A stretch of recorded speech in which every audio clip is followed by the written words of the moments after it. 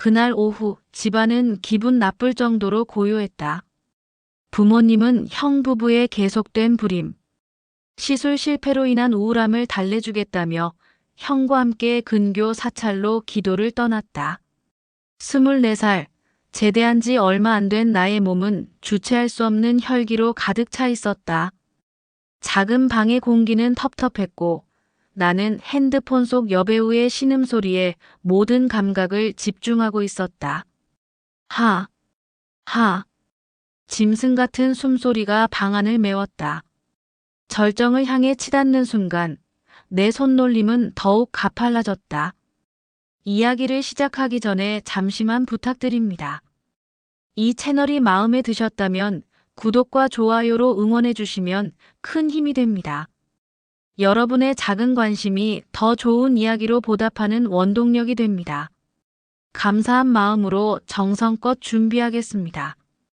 바로 그때 철컥하는 소리와 함께 방문이 벌컥 열렸다. 평소라면 노크를 했을 형수였다. 하지만 그녀는 마치 이 순간만을 기다려온 것처럼 단 한치의 주저함도 없이 내 은밀한 공간으로 침범해 들어왔다. 아, 형수님. 사후 수습도 하지 못한 채 나의 거칠고 날 것.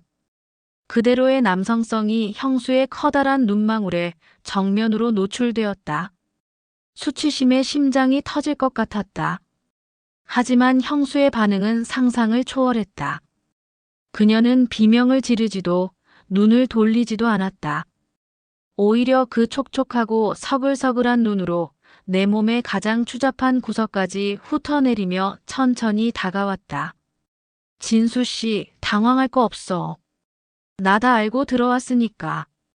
형수의 목소리는 얼음처럼 차갑고도 불길처럼 뜨거웠다. 그녀는 내 침대 끝에 걸터앉아 방금 전까지 내가 탐닉하던 핸드폰 화면을 가볍게 응시하더니 비릿한 미소를 지었다. 그렇게 가짜 영상에 힘 뺄 필요 없어. 내가 진짜를 줄 수도 있거든. 형수는 지난 3년 동안 지옥 속에서 살았다고 했다. 한 번에 500만 원이 넘는 시술을 수차례 반복할 때마다 그녀의 몸은 호르몬제로 인해 망가져갔고 시어머니의 서슬 퍼런 눈총은 그녀의 영혼을 갉아먹었다. 형은 착했지만 무능했다. 씨앗이 없는 땅은 아무리 기름져도 싹을 틔울 수 없는 법. 진수 씨, 당신 형은 가망이 없어. 의사는 아니라고 하지만 내 본능이 말해줘. 그 남자의 씨는 죽었어. 형수는 내 손을 잡았다. 방금 전의 자위로 인해 열기가 남아있는 내 손등 위로 형수의 차가운 손가락이 얽혔다. 진수 씨랑 형은 같은 핏줄이잖아. 혈액형도 같고 외모도 비슷해. 당신의 건강한 씨앗을 나에게 줘. 이건 불륜이 아니야. 우리 집안을 살리는 성스러운 의식이지. 시동생인 당신이 형수를 구원해 주는 거야. 그녀의 말은 논리적인 광기였다. 형수는 내가 성적 경험이 부족하다는 점을 집요하게 파고들었다. 3일의 시간을 주겠다고 했지만 그날 밤부터 내 꿈속에는 형수의 긴 치마 아래 숨겨진 육체가 매일 밤 나타나 나를 괴롭혔다. 결국 이틀째 되는 날 나는 가문이라는 핑계 뒤에 숨어 나의 욕망을 긍정했다. 좋아요, 형수님. 하겠습니다. 배란기 일주일 전 우리는 치밀한 연극을 준비했다. 산행을 간다는 구실로 집을 나선 우리는 연고도 없는 낯선 도시의 후미진 미니 호텔에 들어섰다. 방 안에는 싸구려 방향제 냄새와 긴장감이 감돌았다. 진수 씨, 이제부터는 우리가 시동생과 형수가 아니야. 그저 암컷과 수컷일 뿐이야. 형수는 입고 있던 개량 한복 풍의 긴 상의를 거칠게 벗어던졌다. 단정한 겉모습 속에 감춰져 있던 그녀의 육체는 그야말로 남자를 미치게 만드는 볼륨의 정점이었다. 브래지어 위로 터져나갈 듯한 풍만한 가슴, 운동으로 다져진 탄탄한 복근, 그리고 개미처럼 잘록한 허리 아래로 이어지는 압도적인 둔부. 나는 짐승처럼 그녀에게 달려들었다. 그녀의 허벅지 사이에 얼굴을 묻었을 때 코끝을 찌르는 진한 채취와 이미 꿀처럼 흘러나오는 애의 향기가 내 이성을 마비시켰다. 아, 아, 진수야. 더 깊게. 이 형수는 이제 존댓말조차 던져버렸다. 나는 그녀의 좁은 구멍 속으로 거침없이 돌진했다. 3년 동안 굶주린 승냥이 같던 형수의 내벽은 내 남근을 부술듯이 조여왔다. 찰싹거리는 살 부딪히는 소리가 방 전체에 비명처럼 울려 퍼졌다. 그녀는 내 정액을 단 한 방울도 낭비하지 않겠다는 듯 골반을 회전시키며 나의 모든 에너지를 빨아들였다. 절정의 순간 나는 내 인생의 모든 것을 쏟아붓는 기분으로 그녀의 자궁 가장 깊숙한 곳에 화산 폭발 같은 사정을 감행했다. 으악! 나의 비명과 함께 뜨거운 액체가 그녀를 채웠다. 그때였다. 형수는 내가 빠져나가지 못하도록 강철 같은 두 다리로 내 허리를 감싸 안았다. 그녀의 눈은 뒤집혀 흰자위가 보였고 입술은 파르르 떨리고 있었다. 하지마. 아직 안 돼. 다 흡수해야 해. 내 안에서 당신 씨가 뿌리를 내릴 때까지. 그렇게 5분, 아니 영원 같은 시간이 흘렀다. 그녀의 질 근육은 마치 살아있는 생물처럼 내 물건을 끝까지 쥐어짰다. 마침내 그녀의 다리가 풀렸을 때 나는 깨달았다. 이제 나는 평범한 시동생으로 돌아갈 수 없다는 것을. 우리는 서로의 몸에 묻은 배덕의 흔적을 닦아내며 무거운 침묵에 잠겼다. 형수의 뱃속에는 이제 나의 씨앗이 형의 아들이라는 이름으로 자라나게 될 것이다. 이것은 축복인가 아니면 우리 3인방을 파멸로 몰고 갈 지옥의 낙인인가? 거울 속에 비친 내 모습은 더 이상 순진한 복학생이 아니었다. 형의 여자를 탐하고 형의 가문을 찬탈한 약탈자의 눈빛이었다.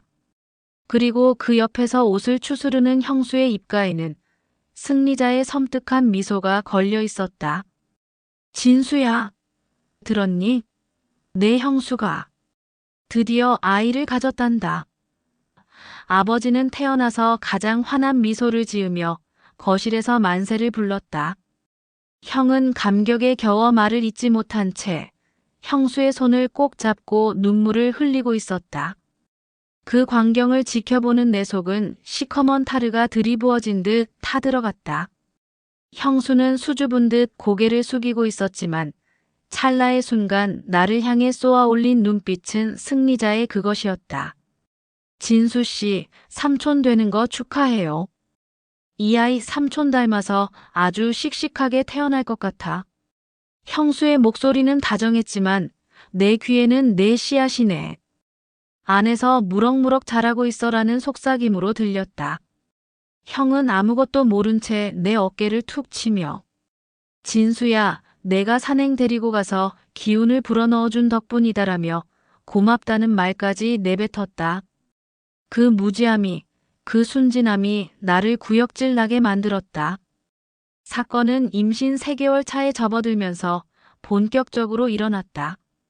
입덧이 심하다며 낮에는 죽어 지내던 형수가 모두가 잠든 새벽이시면 내 방 문고리를 돌리기 시작한 것이다. 달칵. 잠결에 들리는 그 소름 끼치는 소리에 나는 눈을 떴다. 어둠 속에서 하얀 소복 같은 잠옷을 입은 형수가 유령처럼 서 있었다. 형수님. 미쳤어요? 형이 깨면 어쩌려고. 형, 걱정 마. 술에 수면제 하나 섞었으니까.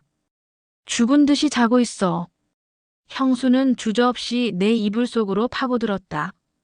그녀의 몸에서는 임신부 특유의 체온과 함께 사람을 홀리는 진한 살냄새가 났다. 그녀의 손이 내 가슴팍을 더듬으며 내려갔다. 진수야, 내 뱃속의 아이가 당신을 원해. 아빠의 기운을 직접 느껴야 아이가 건강하게 자란대. 의사가 그러더라. 임신 초기엔 더 뜨겁게 사랑해줘야 한다고.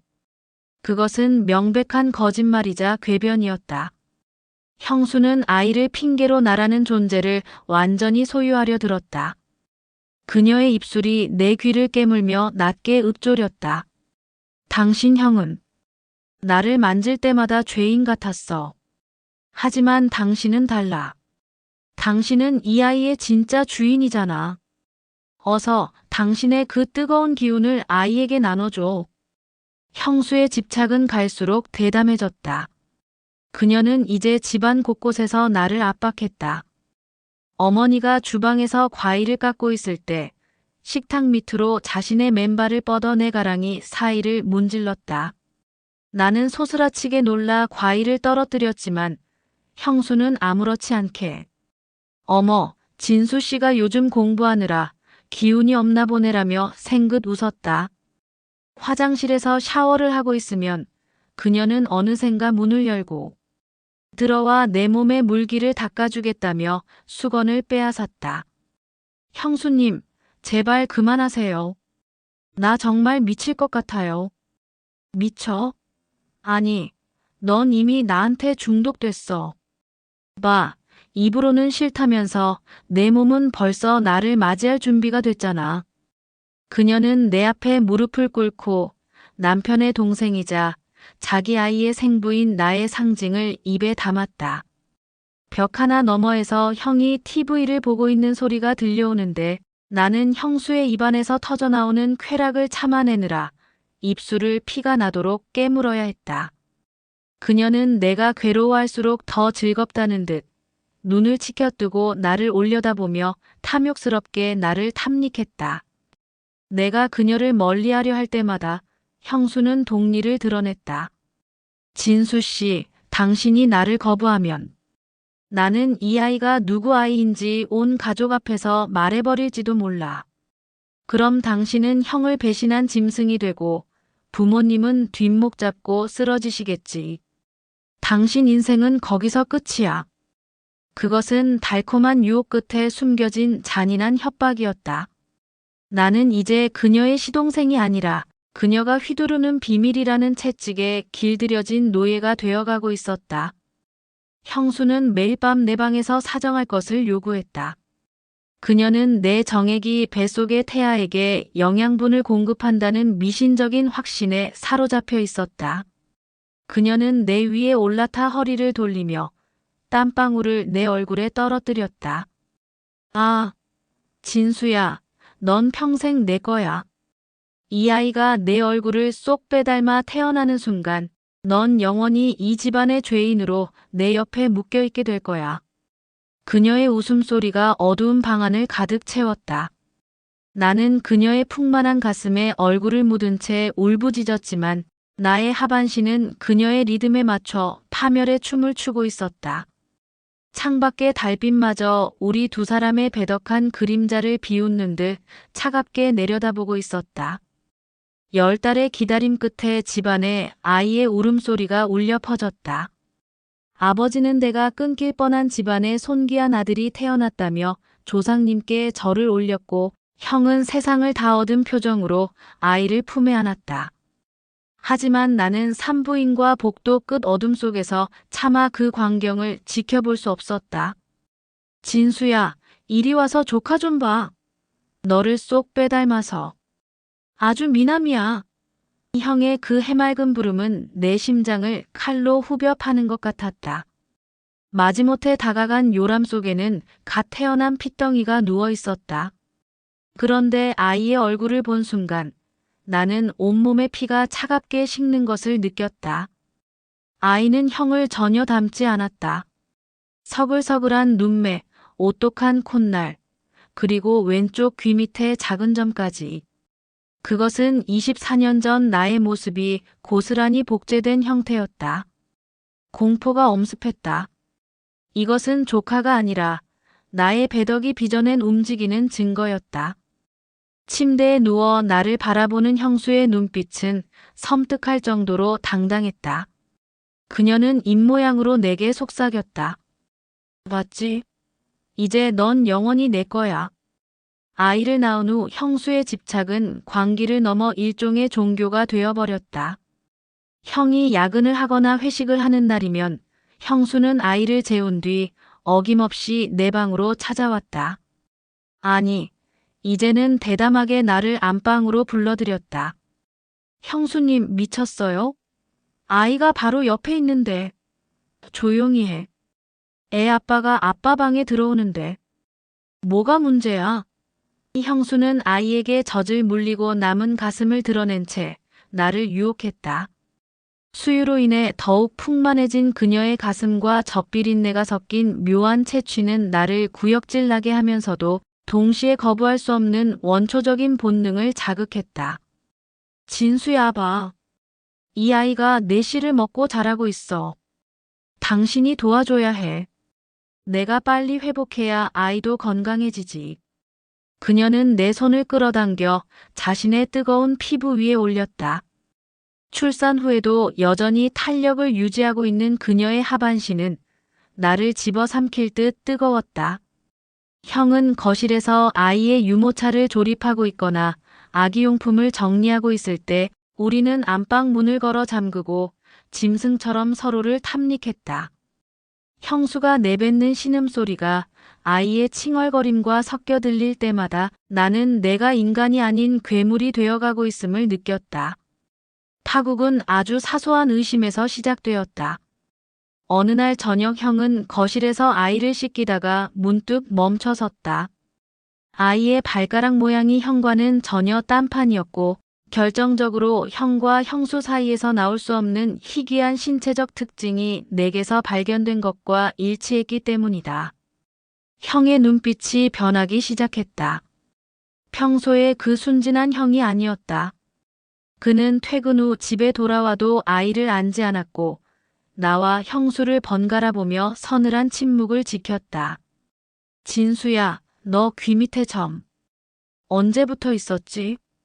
저녁 식사 도중 던진 형의 질문에 정적이 흘렀다. 숟가락을 든 내 손이 미세하게 떨렸다. 형수는 아무렇지 않게 반찬을 형의 밥그릇 위에 올려주며 웃었다. 어머, 도련님이랑 조카랑 닮은 게 한두 개예요? 원래 작은 아빠 닮는 애들이 많대요. 시도둑은 못한다더니 정말 신기하죠? 이 형수의 그 대담한 도발에 형의 턱 근육이 파르르 떨렸다. 그날 밤 나는 형이 서재에서 몰래 유전자 검사 업체를 검색하고 있는 것을 목격했다. 꼬리가 밟히는 것은 시간 문제였다. 위기감을 느낀 나는 형수에게 이제 그만하자고 울며 매달렸다. 하지만 형수는 오히려 광기 어린 웃음을 터뜨리며 내 뺨을 후려쳤다. 그만. 이제 시작이야, 진수 씨. 형이 의심한다고. 그럼 차라리 잘 됐네. 형을 치워버리면 되잖아. 뭐라고요? 형수님, 제발. 당신 형, 요즘 불면증 심해서 내가 주는 약 없으면 잠도 못 자. 거기다 조금만 더 섞으면. 사고로 위장하는 건 일도 아니야. 그럼 이 집도, 이 아이도, 그리고 나도 온전히 당신게 되는 거야. 그녀의 눈은 이미 인간의 것이 아니었다. 자신의 아이에게 번듯한 아빠를 만들어주겠다는 명분 아래 형수는 친형을 살해할 계획까지 세우고 있었다. 나는 공포에 질려 뒷걸음질 쳤지만 형수는 내 목을 감싸 안으며 뱀처럼 속삭였다. 선택해. 나랑 같이 이 왕국을 차지할 건지 아니면 형 손에 죽고 나랑 아이도 길바닥으로 쫓겨나게 할 건지. 그때였다. 굳게 닫혀있던 내 방문이 콱콱 소리를 내며 부서졌다. 그곳엔 피눈물을 흘리는 듯한 표정의 형이 한 손에는 유전자 검사 의뢰서를 다른 한 손에는 날카로운 골프채를 든 채 서 있었다.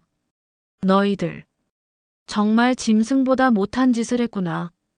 형의 낮은 포효와 함께 가문의 금기를 깨뜨린 우리들의 지옥문이 마침내 활짝 열리고 있었다.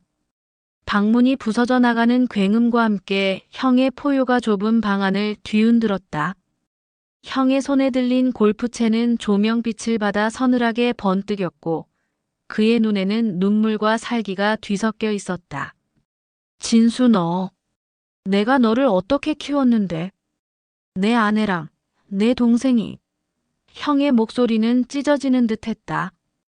그는 바닥에 떨어진 유전자 검사 의뢰서를 우리 발치에 던졌다. 거기엔 친생자 관계 성립 불성립이라는 붉은 글씨가 낙인처럼 찍혀 있었다. 나는 공포에 질려 아무 말도 하지 못한 채 바닥을 기었다. 하지만 내 옆에 있던 형수는 달랐다. 그녀는 흐트러진 옷매무새를 다듬지도 않은 채 오히려 당당하게 허리를 펴고 형을 노려보았다. 그래, 내 씨가 아니야. 진수 씨 아이야. 3년 동안 나를 죄인으로 만든 게 누구인데 이제 와서 큰 소리야. 넌 남자도 아니야. 이 무능한 인간아. 이 형수의 독설이 형의 심장에 박혔다. 형은 짐승 같은 비명을 지르며 골프채를 휘둘렀다. 퍽 하는 소리와 함께 방 안의 스탠드가 박살났다. 형의 타깃은 내가 아니었다. 그는 자신을 기만하고 괴물로 만든 아내에게 달려들었다. 나는 형의 허리를 붙잡고 늘어졌다. 형, 제발. 내가 잘못했어. 형수님은 잘못 없어, 내가. 내가 죽일 놈이야. 비켜. 이 더러운 놈아. 너도 똑같이 죽여줄 테니까. 형은 나를 발로 걷어차고 형수의 머리채를 휘잡아 안방으로 끌고 갔다. 요람 속에서 잠자던 아이가 자지러지게 울기 시작했다. 아이의 울음소리가 커질수록 형의 광기도 비례해서 커졌다. 형은 형수를 침대 위로 내던지고 골프채를 높이 쳐들었다. 그때였다. 형수가 비장의 카드인 양 숨겨두었던 과도를 꺼내 형의 옆구리를 찔렀다. 아! 형이 비틀거리며 물러났다. 형수는 피 묻은 칼을 든 채 헝클어진 머리를 하고 웃었다. 진수야, 지금이야. 저 인간을 처리해. 그래야 우리 아들이 살아. 어서. 이 형수의 눈은 이미 지옥의 악귀와 다름없었다. 사랑하는 형과 나를 육체적 쾌락과 광기로 몰아넣은 형수. 나는 그 사이에서 미칠 것 같은 갈등에 휩싸였다. 거실에서 부모님이 돌아오는 소리가 들렸다. 아니, 이게 무슨 소리냐? 아버지가 안방 문을 여는 순간 형은 마지막 힘을 다해 형수를 밀쳐냈고 형수는 중심을 잃으며 창가 쪽에 세워둔 무거운 장식장에 머리를 부딪혔다. 콰당!